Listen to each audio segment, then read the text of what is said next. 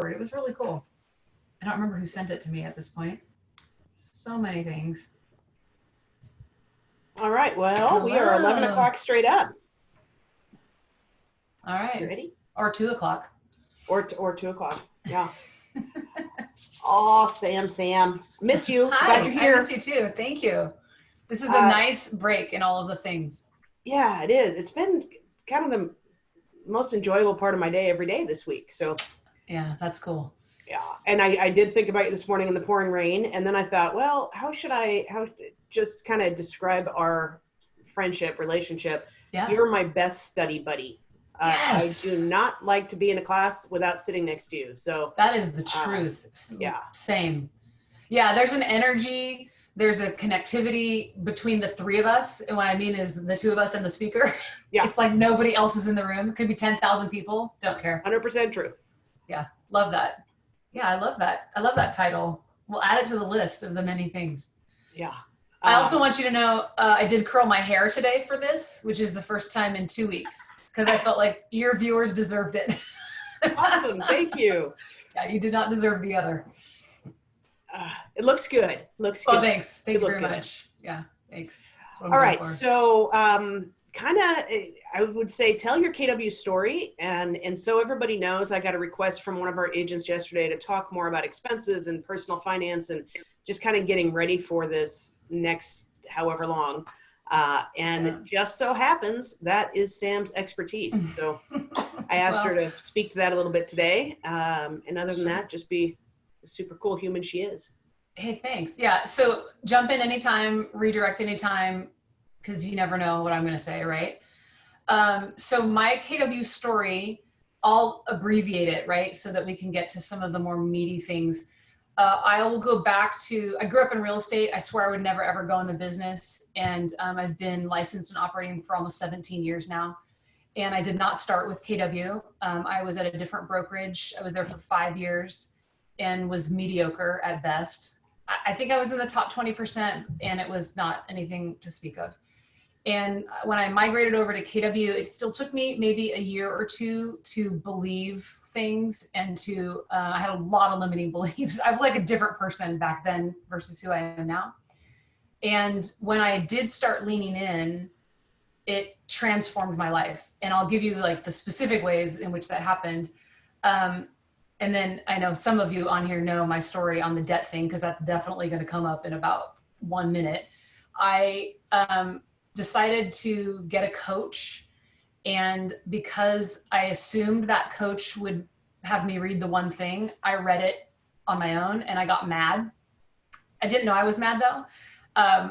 And yet when I look back, I could see it was because all of those myths about productivity, I was doing all of them believing that it was good and right and, you know, multitasking and all that.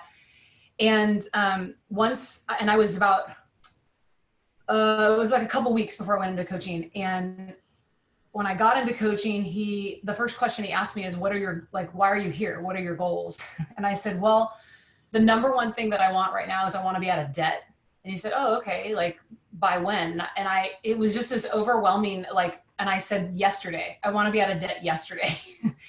And he said, okay. And then he asked my numbers and we went through all that. And basically he said, okay, without going backwards, it'd be about 18 months, you know, us doing the coaching or whatever, but you can be out of debt. And it was almost $200,000 of debt, student loans, and then a capital investment that I had made on a property, which I would now say it was unwise, right? Because I owed cash out. And he said 18 months and you can do that. And to be totally candid, I thought he was crazy. I could not envision that happening. And I did all the things and I obeyed the coach. And it was, I think, 6 months that I crossed the threshold of being 100% totally debt free. And literally the idea and the reality of owing no one anything, literally no one, that was transformative. Like I'm holding back crying because it's so powerful in my own life.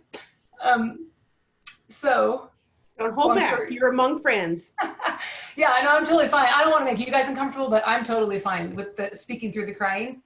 I think it's more powerful today to tell you because I know that so much of our country has not been, they didn't No judgment. Everything I'm going to ever say is no judgment. It's just conveying where I am and what I think. I feel the weight of it for so many people because, and I still don't owe anyone anything, unless you count the properties, but those are all in Mike's name. I did that on purpose. Because our country is feeling it now in a huge, huge way. And I knew before COVID, I knew what the statistics were in our country about finances. And the statistic most recently was that 90% of Americans, if faced with an emergency of $1,000 or more, could not cover it from their savings account. That was pre-COVID. And now we've got, I think it's now we're up to 10 million, unemployment. Well, it's huge, right? Yep. So I'm very, very aware because I've been there. However, so let's come back into my story. It changed my life. I started thinking totally differently. It was right about at this point, Ashley, when you and I met each other and started. And Ashley has been transformative in my life, as she is for many of you guys, in some of the nudges of things to pursue and introductions for people and all of that.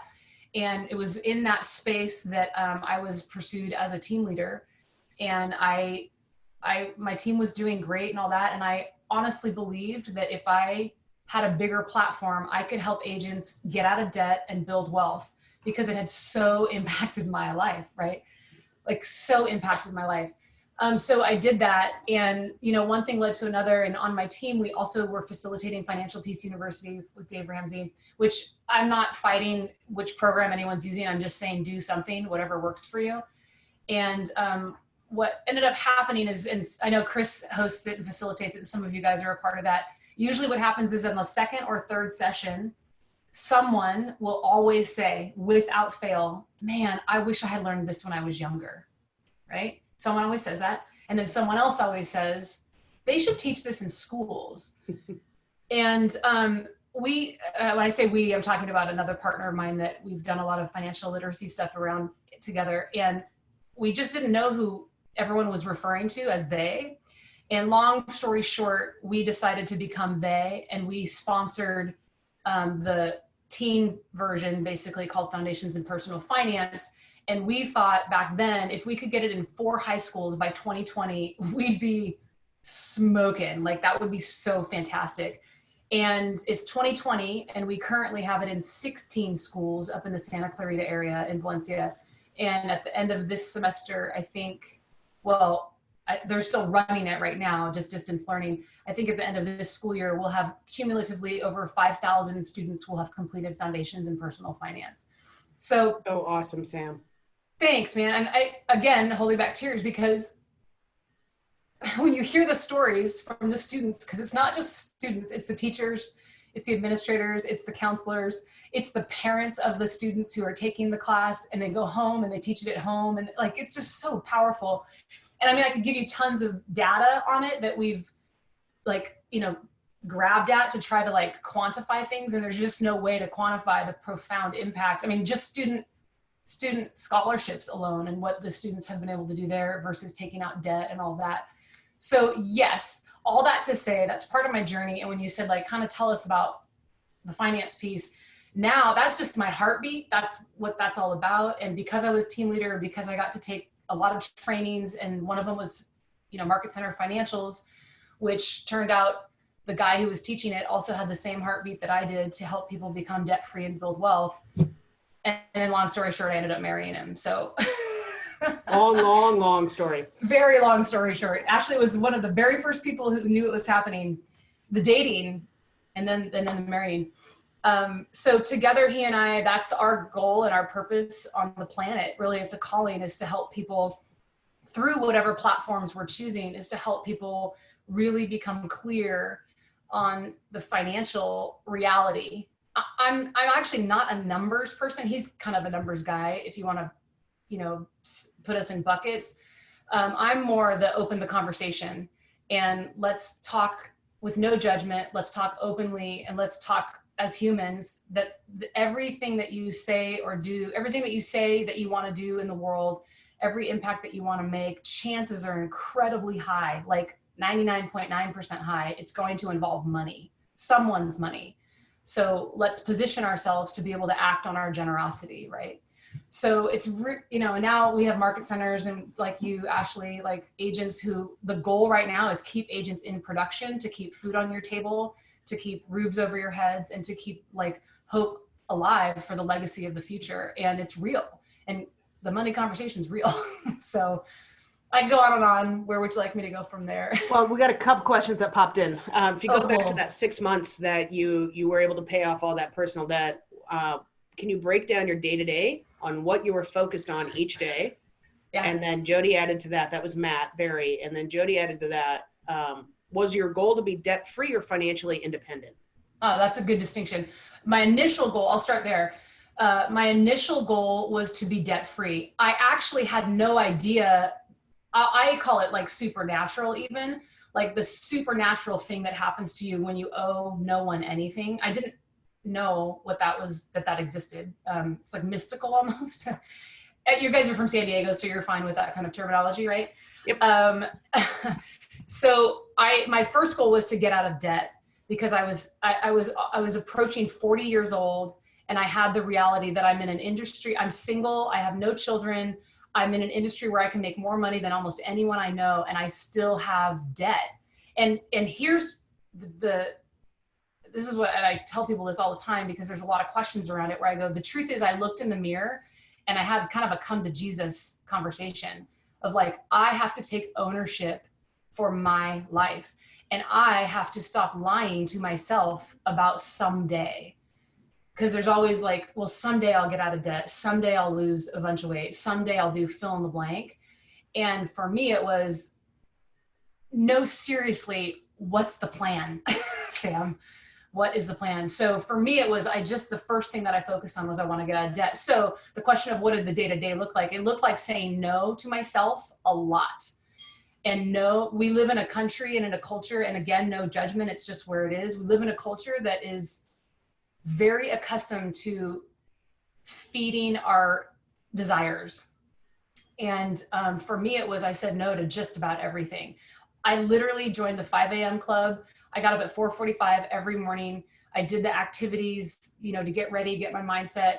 Again, I was in coaching, and I was at the office by 6:45 every day. I focused on lead generation. I focused on expenses.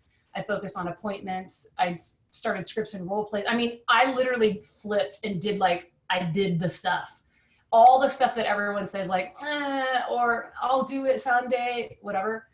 And I will add, for people who don't know you personally, when you are on a regimen, you are so incredibly disciplined. It's it's superhuman. Yeah, when I'm off, just the same. It's also superhuman. And it's can be offensive, really, to some people. So thank you, Ashley. That is really the truth, is it was a time-blocked reality. And my drive to get out of debt was greater than my drive to have momentary conveniences or pleasures. I'll say it that way. Because here's what happens for those of you who've been on that journey. I know Chris, you're on it, and a couple other people, and I don't know everybody. So what does happen, at least it happened for me, is that when you start to chunk it down and you start to see the progress you're making, it became a game for me of like, oh, now you're mine. I'm definitely wiping this out. Like I'm on this. And it was just the tenacity of going like, I can taste that freedom a little bit more. There's a little bit more, there's a little bit more. And I'm getting closer to seeing the end of that line where I'm free of everything and I have no shackles on me. So my day-to-day was very, very committed. Now I wasn't married at the time. I had roommates and all that. And Ashley's right. The truth is, when I say this is what I'm doing and I do it, it's aggressive. And I don't care what anybody else is doing. Honestly, I'm like, oh, you do you, whatever. This is my goal. This is what I got to do. So I hope that answers it. So that was your day to day, but was it financial freedom or getting out of debt? Yeah. The first one was getting out of debt. And then and again, when you start to see it and you can taste it and then you hit it, And this is what happened for me. I remember it was December 3rd, 2013, when I crossed the threshold of being totally debt free. And I lived in California, Southern California. And I remember my escrow officer, because I sold a property, and my escrow officer called me. She knew that particular closing was my debt free cash. She knew that was going to push it over the edge. Awesome. And I'm going to start crying again. She called me and she was like, "You did it." And I remember exactly where I was. I remember the sounds, the smells, everything. And I remember sitting there, and I'm really good friends with my escrow officer. And I was like, yeah. And she was like, I need you to really be in this moment, because what you just did was so huge. And I was kind of like, oh, come on, you're so sweet, you're cute, whatever. But she's like, no, I really need you to like take this minute. And after I hung up the phone with her, I was kind of like, and this is getting back to the financial like freedom, or, financially free question. I remember sitting there kind of not knowing what to do with myself, because for 17 years, now I grew up debt free. I grew up paying cash for everything. I've been working since like literally the third grade, and I'd never stopped. And from going to college, I incurred student loans. So I actually am already pretty much like not crazy with money. And I remember thinking, it's been 17 years that I've had this like, well, someday I'll get out of debt, someday. And now I'm here, and I had not mentally prepared for what would happen after being totally debt free. Like, I didn't know what the now what was. And it took about 3 days to go from debt free was the goal to now being totally financially independent is the goal. Because this is what actually happened. I don't play tennis, but for some reason, this is in my head. It was as if when I was in debt, I think Chris has heard this too. When I was in debt, it was like I had a visor on. Actually, Chris, you're wearing a hat right now. This is perfect. So that visor, if you all put your hands up over your forehead like a hat, and you look up to the ceiling, what do you see? The visor, my hands. You see a limit, right? You see this. You cannot see the sky. You cannot see the airplane or the birds, whatever. So what happened on December 3rd, 2013, is that visor fell. And it took me about 3 days to be able to start looking around me and seeing, oh my gosh, there's a universe, there's a galaxy of possibilities. And I went from thinking, because when Haiti had their big earthquake way, way long time before this, I had gone to Haiti and built like temporary housing. I didn't have the money to do it. I just was like, oh, I have the time. And I remember now being the debt-free moment thinking, instead of going and building temporary shelters, which is good, what if I bought like a huge building and employed like 100 Haitians or 200 Haitians?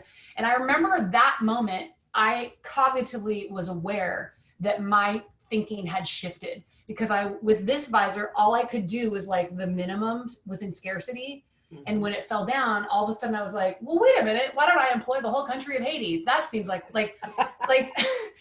you just think differently. And that's why I'm saying there's like a spiritual or maybe even like mystical happening that goes on with that. So then that became the goal of like, I am generous. I actually am a generous person in my spirit and my heart. And so how I can act on that is make as much money as I possibly can, and then be as generous as I want.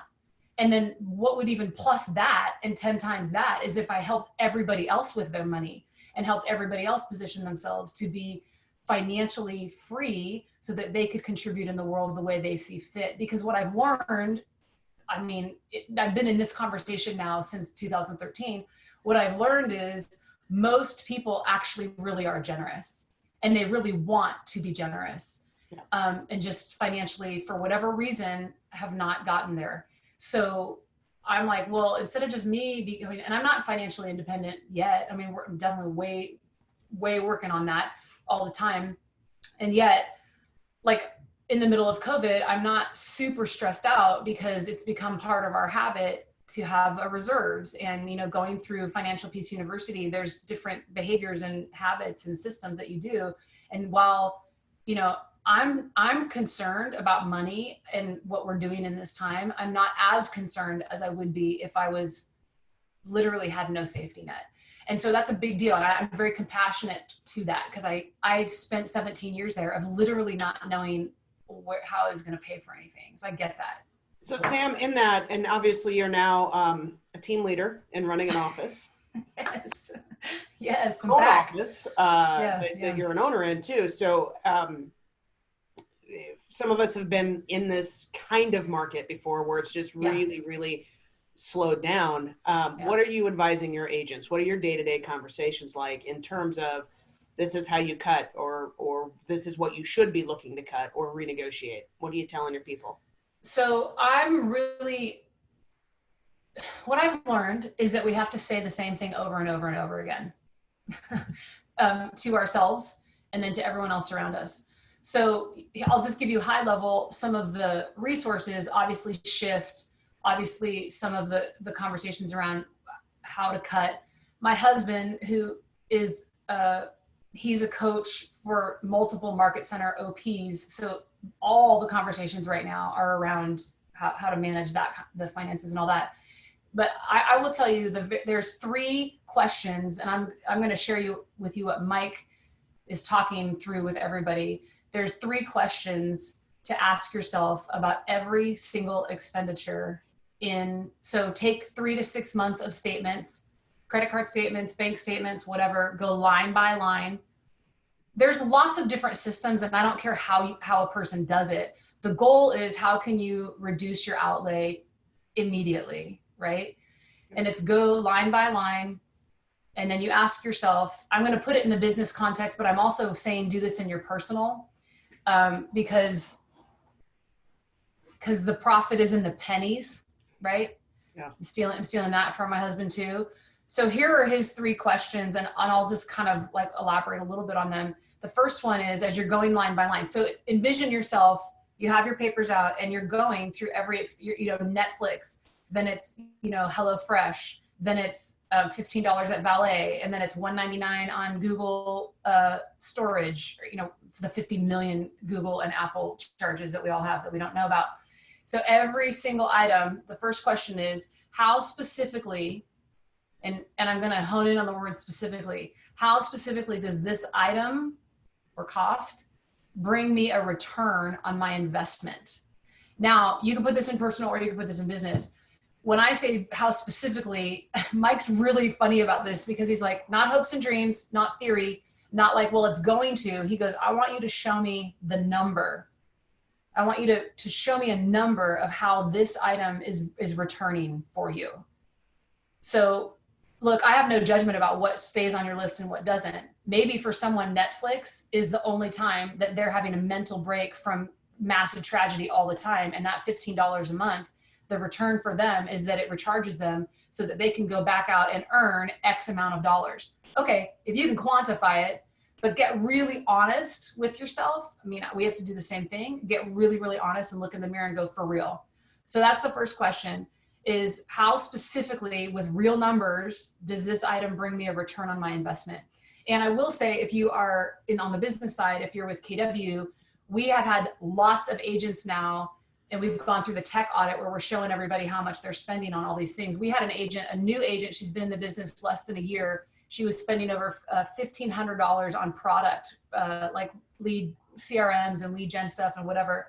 And she dumped all of it and went into Command. And she's now making more money back from the leads and from using everything in her CRM and the nurtures and all that. And this isn't a pitch for it, though I will, because it's a good economical tool. Literally, if you say, how specifically does this item bring me a return on my investment and what dollar amount, you will begin. And for a lot of our agents, they've gamified it, and they're like, they mean business on every single expenditure. Like, you're not going to own me. The second question, so you take that item that now you've said, yes, here's how I can quantify the return on that. Here's the dollar amount that I can quantify. Now the question 2 is, do I absolutely need to have this in my business or my life? Do I absolutely need to have it? And this is another opportunity to be honest with ourselves. And the word no is a very good word most of the time if you are protecting a yes, right? So do I absolutely need to have this in my business? You got to get really, really, really truthful. And I would suggest that you even maybe have someone else ask you these questions. because when you hear someone else receiving your information, there's a little bit of a mirror that's held up to us in that scenario as well. So do I absolutely need to have this in my business? So if at the end, it's like decision tree, right? So if at the end of that, the answer is still yes, then the next question is, can I do this or have this item differently in a way that reduces my cost or even gets it to zero? And now that is a creative opportunity. So like one of the examples that Mike has given, like the copy machine. Do we really need a copy machine right now? And if we determine that we do, for whatever reason, is there a way that I can have that item without the expenditure creatively? And he brought in one of his market centers in the past, he brought in a vendor who sponsored the cost of the copy machine, and the vendor just put their logo, wrapped the copy machine with their logo. And that was happy for the vendor and happy for the market center. So you can do that in lots of different ways. You can barter things. There's a lot of creativity opportunity in that. I think the foundational thought, though, when you approach it, is you have to be honest. And I'm telling you, we all have programming around money. No judgment, not good, not bad, just what it is. And that programming will affect how we see things or whatever. So that's why I say having someone else in the process with you is another stopgap for the honesty piece, I guess. Does that help at all? Yeah, absolutely. Thank you. And we've been using those 3 questions at the market center level, but it's great for the agents to hear. Yeah, perfect. Yeah. What Mike's super great at too is simplifying it. Like, we don't need to overcomplicate the process here. Here's the deal. Print out a statement, get out a pen and a ruler if you need it, and a piece of paper, and write it down. Like, does this fit these criteria? And I know like everyone's got a different system. There's an ABC version that's floating out around there. Like, you label each expenditure in A, B, or C category. Totally cool, whatever works for you. I'm more interested in do the activity and do it honestly. I think that's and it's scary, especially if you're not used to doing it. This is a hope that I would love for everybody. I want to offer this. If everyone, and this is my hope for the country, I'm hoping that this era, because this is history book stuff, right? This is a marker in mankind. Yep. That we are going to look back on this, whether it's 5, 10, 100, whatever years. What I'm hoping is that everyone got a wake-up call on the financial piece. That what happened as a direct result of the depression is that everyone who came out of that depression had a thought around how to deal with money, right? And that next generation paid cash for everything. Yeah. I mean, that really was the way it went. And that mindset around it, I'm not saying you have to do that for everything. You can do whatever you want. I'm not in charge of you. What I'm saying is, as a culture though, I would love everybody to get back into the mindset of we don't consume more than we earn. We don't spend more than we earn. We stay under it because we're prudent, because life happens, right? We didn't know COVID was going to happen, and yet we know something was going to happen. So my hope would be like, hey, this is a wake-up call for all of us to get in it together, figure it out. And then when this is over, now we've created new habits financially. And here's where I was going with that. If you do this regularly, not in an emergency, when the emergency happens, it's not a huge task. Honestly, it's not so when we took over this market center, Mike's been working with our MCA relentlessly for almost a year, even before we took it over, because he was coaching the market center. And they just were going over every single expense, literally these 3 questions, long before we'd ever heard of COVID. And that was to get as lean as we possibly could, because that's good business. We want the agents to have as much profit share as possible. So it's just good business to run a really tight machine, right? Like a really tight budget and actuals and all that. And honestly, when COVID hit, it's not like we went back in, we're like, where can we cut? Where can we cut? Where can we cut? But honestly, it wasn't that arduous of an activity because we'd already been doing it. Yeah. Am I with you still? Yep. Okay. So if you're not in the habit of doing it, no judgment, this is your opportunity to get in the habit. And when you get in the habit, and those of us who check our money regularly, I know Chris, you have been one of those people, and like, it's like you date your finances and you check in and you have a relationship with it. It's not that wild when something big hits, because you have clarity. And as Brene Brown, I'm sure she stole it from somewhere too, but clarity is kindness. And starting with yourself, having clarity for yourself is kindness to yourself about your money. And then, I don't remember who said it, but the idea that in fear, when people are in fear, we often make kind of irrational decisions. And I'm very cognizant right now in this time in our history of people out of desperation making kind of short-term choices that will have years and years of long-time dig out consequences, like running up credit card bills, forbearances, all that kind of stuff. And I just want to offer to people, find other ways, like be as creative as possible, because in fear, we don't want to make those choices that'll keep us in a holding pattern for so much longer, when in reality, let's just get clarity on what the situation is. Let's get really, really, really clear. And that reduces the fear. And then we can stay in fact. And then we can go, okay, here's what is, and now what can we do about it? Does that make sense? Yep. I feel like I'm just yammering on. I think we should open it up to questions. There's comments on the side, but not a whole lot of questions. And okay, guys, come on, participation. I'm reading through them too. So what do we need to teach in schools that's missing? Yeah, that's a good question. What age should we begin? I'll answer that right now. So one of the questions is, what should we be teaching in schools that's missing? Is this like an 8-hour interview? Because I can go on and on about that one. So I'll tell you, if you just want to get an overview, we sponsor foundations in personal finance. Just Google that. It's a Dave Ramsey product. Again, don't care that it's his. It's just like pop and go. It's awesome. And you can look at the table of contents of what they're learning through this program. And I guarantee you, it will be more than about 80% of adults that you know. And it is basic financial literacy. And it's incredible what they come out knowing.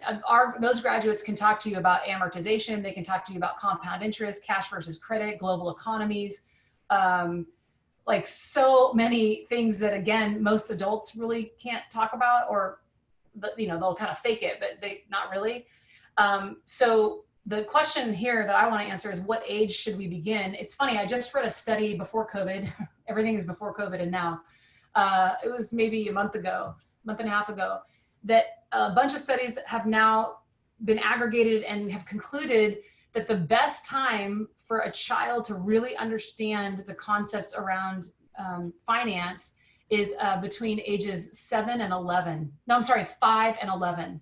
Wow. So a lot of people in our world have been pushing, like, they absolutely need to have this in college. And I've been like, no, I've been saying 6th and 7th grade since day one, because they get it. I know it in the schools. My preference would be at home with their parents or their guardian from the time they are very, very little, because you can teach a 2-year-old some basic concepts through, really easy images and visuals and all that.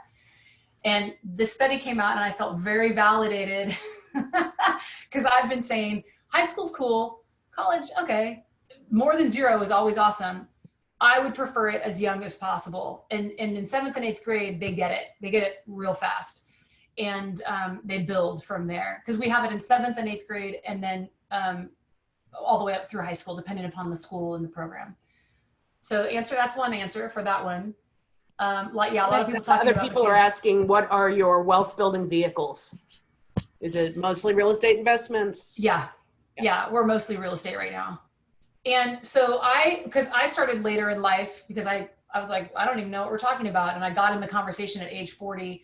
My husband had already kind of built a bunch of wealth, gone through some nasty divorce stuff, which some of you have done. And that's an expensive endeavor. And so where we are right now together is we're basically rebuilding something together. So we have net profit or net worth goals that we're working on all the time. And that's why even I started this call, it might've been before the time slot, of one of the channels is for our portfolio, our investment portfolio for properties, right? And so we have a goal of how many properties every year that we want to acquire. And we really did have to stop and go, should we because we have to buy it as an investment. So that was more down payment, whatever. And I'm like, we're in the middle of this unknown pandemic. Do I want to pay this much cash right now? And we had to walk through what our goals are and work them backwards and say, look, the goal is to increase our net worth. The goal is to have X amount of properties in our portfolio that generate X amount.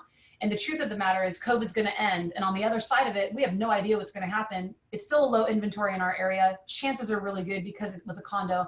Chances are super good. We're still not going to be able to buy it for this price on the other side of COVID because it's going to go up because of all the things. So we made that decision to go, this is in alignment with how we're choosing to build our retirement and our, portfolio on the real estate side. So it's a good question.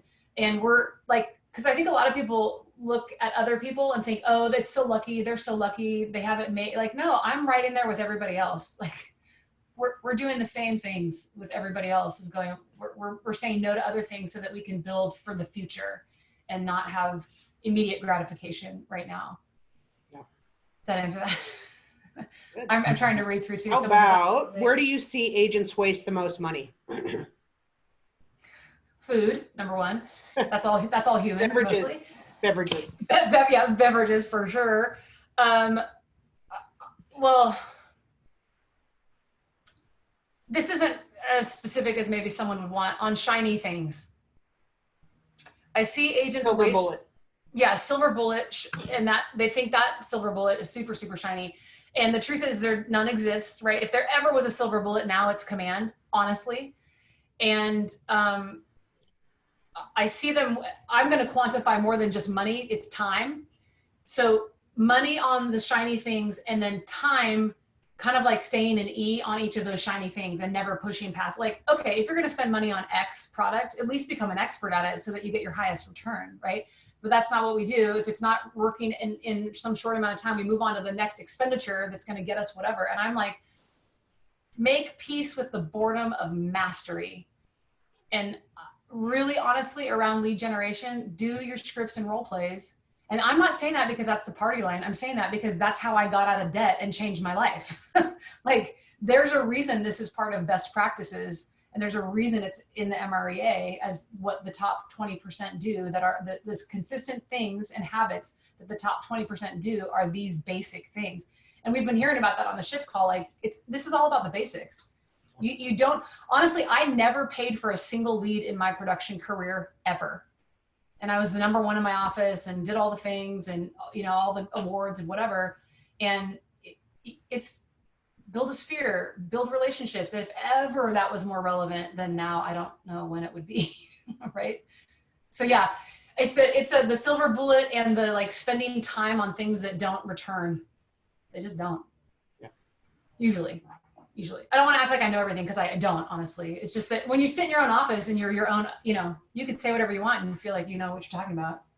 I concur. As a team leader for years, that's exactly it. Yeah. Go buy the easiest, latest thing to put in place so I can avoid the work that I know I'm supposed to do. And then superficially master something. I mean, it's just, yeah. Yeah. Well, I heard something, I think it was a Dave Ramsey thing. He said, don't ever invest in anything that you can't explain. And so we think about like the stock market or whatever. I'm like, oh, no, that's super granular for me. Because all those shiny bullets, most of the time I can never explain what they're actually doing or supposed to be doing. Well, so what like, they all do, or at least all they promise to do, is to make it so you don't actually have to do your job as an agent. You don't actually have to talk to people. Right. Yeah. Which, hey, I'm down, do whatever you want. I'm just like, is it getting you the results that you want? And that's really the question. You go to the end and you work it backwards, right? All right. What else we got? Can I say something? Yes. Of course. So Sam has been a huge mentor to me personally, because I don't even know how it ended up happening that we got on this getting out of debt thing. I don't even remember, but I've been doing the steps. And the one thing I wanted to say is if anybody is in this position, because right now I've been able to pay off just a little bit more than half of my debt. My goal was to get it all paid off last year. There were some escrows that fell apart and setbacks. And Sam and I actually had this conversation in February in Dallas. And but what I would say is, as you're going through this process, to get debt free. Now I have no credit card debt. I paid off my car in a year. Good Um, job. you know, I have no, you know, I ended up having medical bills. I paid all those off. I paid off back taxes. Now I'm working on the student loan. So that's like pretty much it. I have chills, Chris.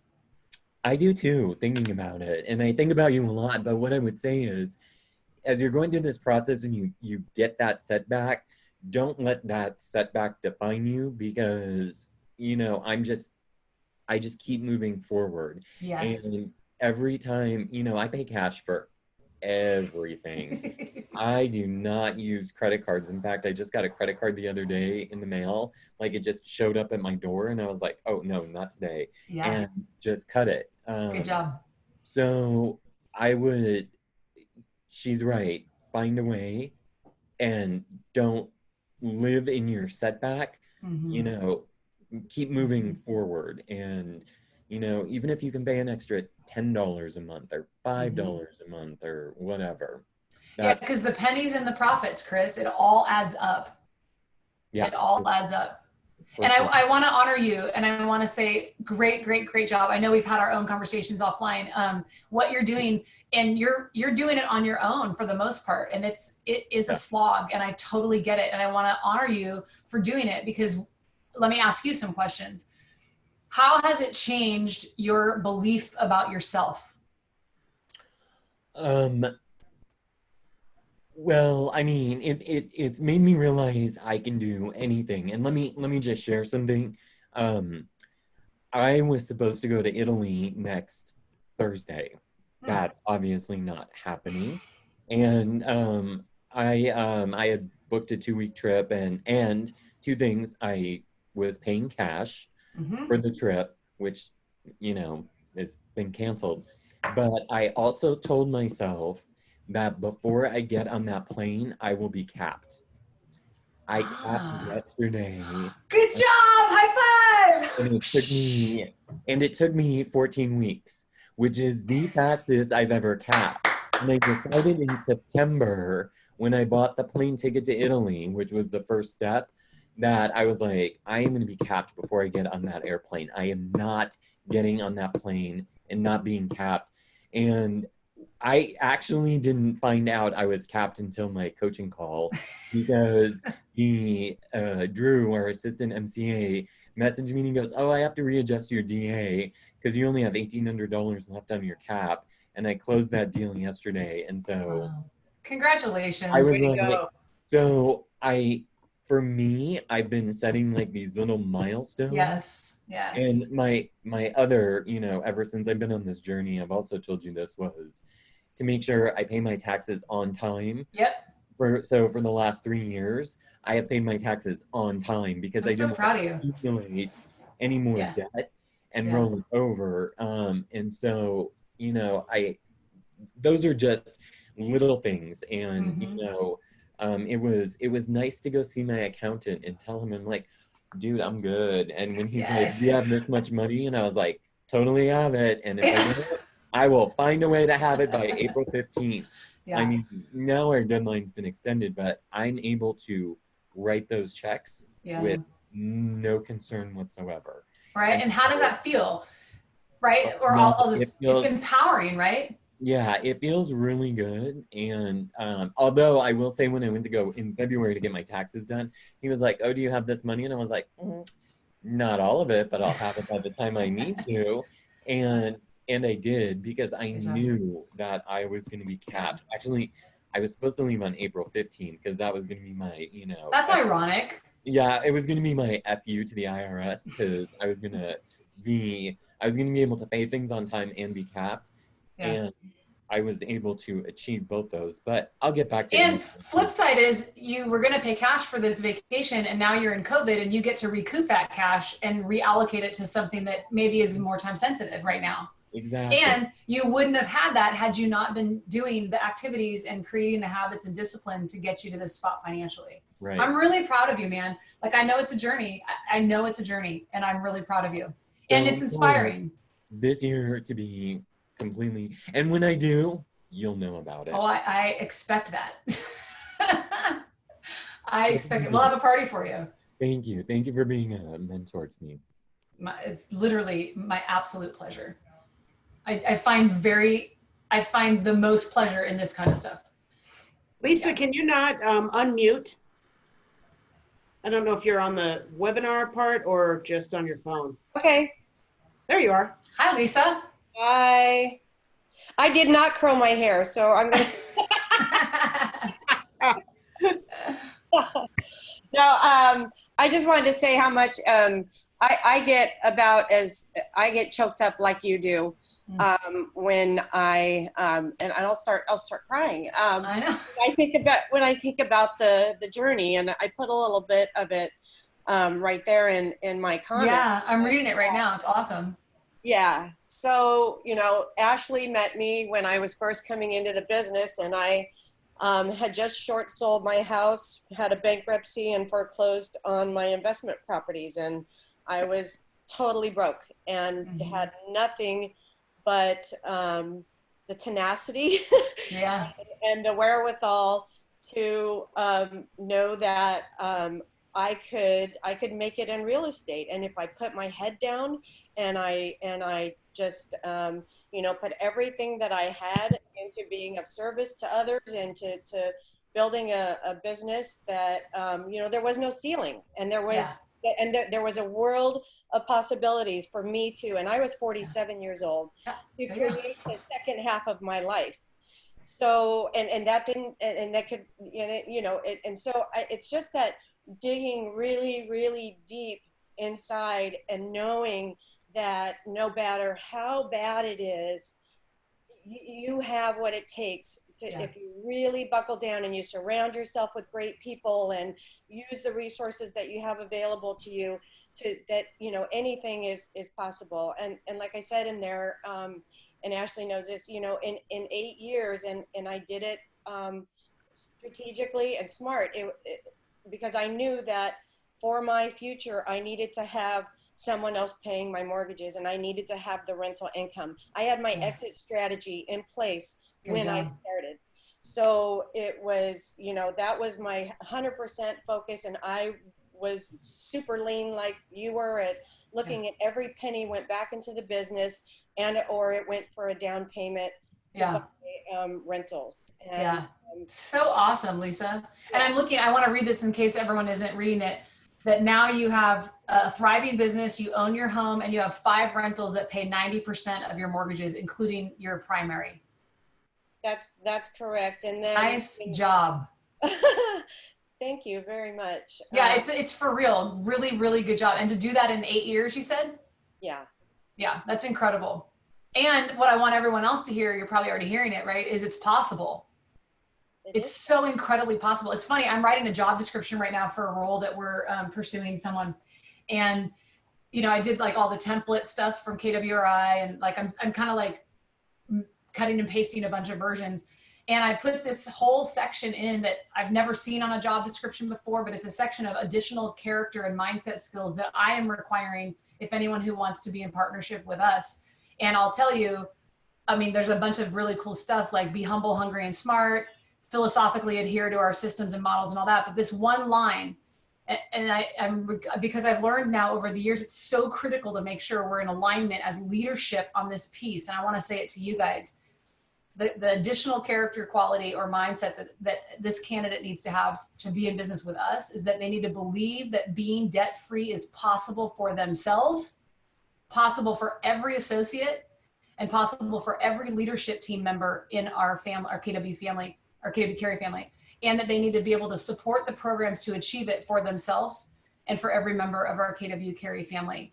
And what I wrote that probably like 20 minutes before I got on this call. And I felt super liberated because I was like, wait, yeah, I've owned a bunch of businesses and I'm in charge of this one. And I can say who we want on our team, and who I want on our team is people who believe this reality. And that's really what most of it is about, is like what you said, Lisa, like it's the tenacity, it's the grit.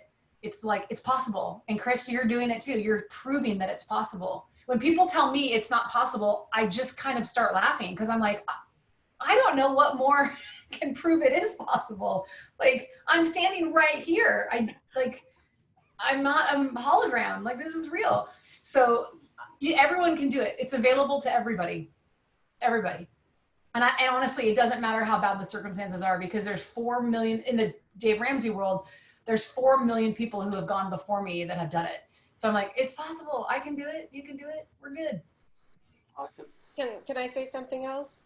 Yeah. Yeah, and that is, you know, having been through what I've been through, and knowing when there's so much power when you go through something like that, and you know, and you get on the other side of it, and you know what you can accomplish.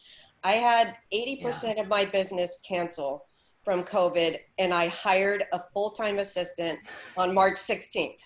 And I've got a little bit of, but you know, I've got these other people paying my mortgages, and I live simply, and just knowing where I came from and what I've done, it just fuels the fire that, well, get to the other side of this. I can keep my assistant, and we're going to be focused, and we're going to be smart, and we're going to get to the other side of this. But I don't have that fear. That's good. The fear. There's the confidence that we can do it. Well, something I wanted to say, I was thinking about this for my agents, and I was thinking about this call. And one of the things that, now I want to be very respectful that COVID is real, right? We've got a lot of deaths around the world, and we know it's real, and there's a lot of suffering on that side of it. So I acknowledge that and honor that. With every sorrow, there's always another side, right? And there's always a silver lining, if you want to say it that way. And COVID has presented, in my world, untold blessings in so many ways. I don't have time to go into all of them. One of the things that I'm looking at this group of beautiful people, like engaged people, and I'm thinking, I don't know all of your stories, I should say. And I know that statistically speaking, there's probably a lot of pain in this room right here. And there's a lot of hope in this room as well. And what I want to offer is that COVID is presenting an opportunity that if you're not already dialed in on what Lisa's talking about and what Chris is talking about, this is your opportunity, because the whole world is in this together now. And this is your opportunity to, like, I think I was on a call with Gene Rivers maybe, or someone, to use COVID as your cover as you progress faster. And yes, you might lose business. Yes, you might whatever, but this is our opportunity to increase our skill set, and particularly our skill around money. Because I want COVID to be a reminder for all of us to never, ever, ever count on what isn't, right? To always have clarity on what is. And to something Chris said, I want to piggyback on, whatever is in the past is the past. It's not real anymore. All we are is right now, because now the future is right now. And so I just want to say to what Chris said, like, forget your past failures, forget whatever, we're here right now, and it's a gift. COVID is it's horrible on one hand, and it's a gift on another hand. If we choose. Don't stay stuck, and if you choose. Exactly. We all have our own opportunity to make a choice one way or the other on everything. And on this particular topic right now, I'm asking everyone to dig real, real deep and decide what choice is best for you, your future, your family, your legacy, because COVID will end. It will. Where are you going to be on the other side of it in all the ways? And I'm talking specifically financially. Yeah. So thank you for that, Lisa and Chris, for the input, because it's a gift. It's a weirdly wrapped gift, right? It's an insidiously wrapped gift at times, and yet it's still a gift. All right, what else, kids? Do we have more in there? Amen. Hey, Brian, so fun. Okay, Lisa, yeah, we covered that. Yeah, it's what time is it? 2:54 or 11:54 for you guys? Yep. 6 minutes. 6 minutos. Let me see if there was anything else I wanted to make sure I didn't forget. Because, so much pontificating, you can sometimes forget what you really wanted to say. Yeah, did that, talked about that. I made notes just in case I got crazy and off track. Oh, I wanted to offer this to you guys if you don't already have it. One of our agents, well, I asked her to do it and she was great about it. She scoured the Pivot group, the James Shaw group, in every post and every comment where someone talked about how they had cut costs. And I asked her to make a list of every single category or item where someone had made a cut and they shared it online. And then there was another mega team that did it as a team together, and they did a spreadsheet of every single random business, service, subscription. And so she did all of that, and it's just like a thrown together spreadsheet. But if you guys want that, because it's a cost cutting prompt, there's so much data right now happening, and that's why you need to go through your statements so you have the line by line. And maybe there's stuff that's not showing up on that statement that you forgot about. Maybe it's coming out of some other account or running through your market center or something.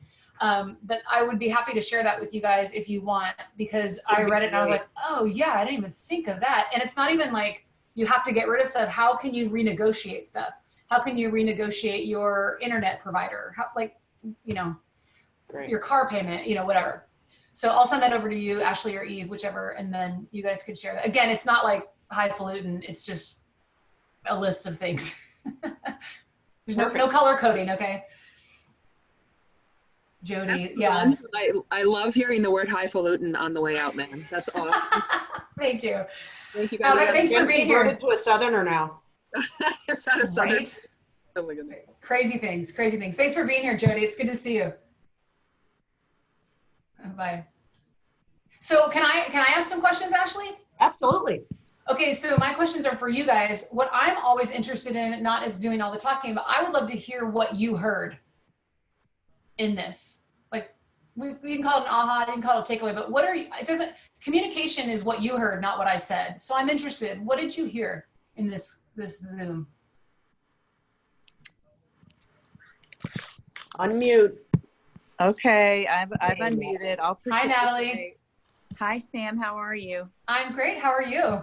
Good. I absolutely love that you said make peace with the boredom of mastery. I was just like, that is brilliant.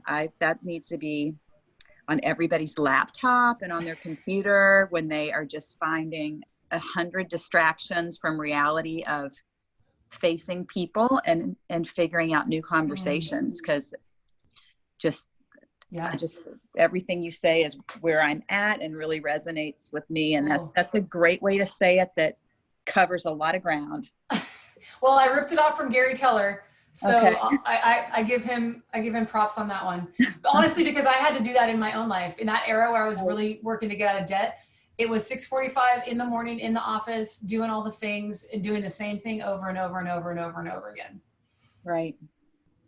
Yeah. Thank you. What else are you guys hearing? There's some that they've typed in on the side. Dig deep and know it's possible. Profits in the pennies. Expect the unexpected. Don't ever invest if you can't explain it. It's my favorite. Yeah. Well, the way I've heard actually Mary Tennant say that and Gary say it over the years was only invest in what you understand. Sure. That's even a better real estate and you're an expert and you're a professional in real estate. Why would you take your money anywhere else? I mean, we know the product. Totally. Yeah. I like that much better, actually. I think I'm more I was thinking more like people who are like, oh, I'm going to invest in penny stocks or I'm going to invest in whatever. And I'm like, because I did an accelerated MBA a couple years ago and it was brutal. And one of the criteria in every case discussion, every time you opened your mouth, is you had to be able to distill it as if a fifth grader could understand it. And if you could not explain your point or your supporting data or whatever, as if you were talking to a fifth grader or a bumper sticker, right? They'd stop you and go, make it 10 words or less. And what we learned in that is if you don't really know what you're talking about, you use more words.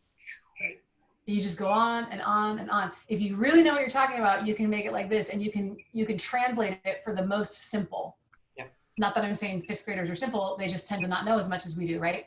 So yeah, I was thinking more along those lines of people who are kind of chasing the shiny thing investment and don't really understand it. I like you said, Ashley, though, what you understand is what you should invest in. Totally. What else are you guys hearing? Hi, it's Valerie Kroll. I'm actually up here in Walnut Creek, California. My hometown. Oh, right on. Okay. I'm in Bev Steiner's market center up here. And one of the things she always teaches is one of the things her mother used to say was someday we're gonna, and of course, her mother passed away quite young, and someday never came. So when you said lose someday, and it's like, I know someday never comes, but when you said lose the someday thinking, I was like, just lose it. Yeah, get rid of it. Just lose it. Yeah. So and I was like, got it. Yeah, because when you lost it, you can't find it. Right. Which means you don't get to access it. Exactly. So I really appreciated that. And of course, make peace with the boredom of mastery. Cool. Yeah. Thank you, Valerie. And I'm so stoked that you're sitting in my hometown right now. I am. I was supposed to be there last week, actually, so didn't work out. But we're all supposed to be a lot of places that we aren't. Yeah. Totally. Anything else? What else? Profit is in the pennies. Don't see anything more there. As far as questions, just lots of thank yous. Oh, you have lots of thank welcomes. you, Sam. Yeah, of course. It's literally my pleasure. Thanks for having me on, Ashley, and bringing me Good Friday and happy Easter weekend. Yes. Hey, can we take a group picture? Sure. Obviously, it's me, because that's what we do. Okay, so for everyone who still has their camera on, or if you don't have it on, turn it on, because this is game time. Even without hair done. Even without, yes. Well, you could do a cutout or something of yourself. Okay, I'm going to do on the count of 3. Wait, I'm going to give one more minute. Oh, thank you. And you're wearing green. How perfect. Okay, thank you, Martina. Great job. Okay, oh, people are coming on. I'm going to give it one more minute. So good, so fun. Okay, on the count of 3, and you can do, oh, thanks, Eve, you're wearing green too. You can do whatever you want, hand motions, whatever, just whatever you do, hold it, because we have delay on the camera, right? Okay, 1, 2, 3. Did it. Good job. I'm gonna send that over to Ashley too. Awesome. Thank you. Miss you. I miss you too, but I'm so Big thankful hugs to for Mike. technology. I will. Air hugs to all of you too. All the air hugs. Boop, boop, boop, boop, boop. Thank you, Sam. You're so welcome. All right, guys, have a great everything. I'll see you on the next thing. On the next thing. See you Monday. Come Monday. Yes, I hope I can. Meetings upon meetings. I'll try and make that. All right. I don't want to miss Mark. Come on, he's awesome. Hello. All right, bye, you guys. Love Have a you. good weekend. Okay. Happy Easter to everybody.